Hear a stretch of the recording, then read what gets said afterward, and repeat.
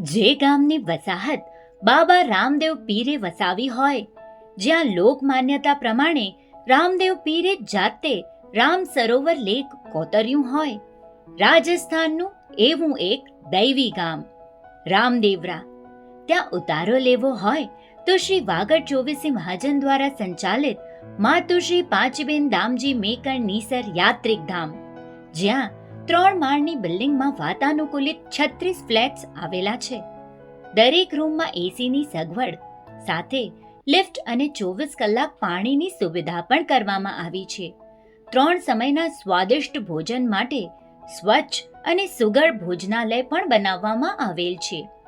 મુંબઈથી રામદેવરા દર શુક્રવારે ડાયરેક્ટ ટ્રેનની વ્યવસ્થા છે, અથવા જોધપુરથી પણ આવી શકાય.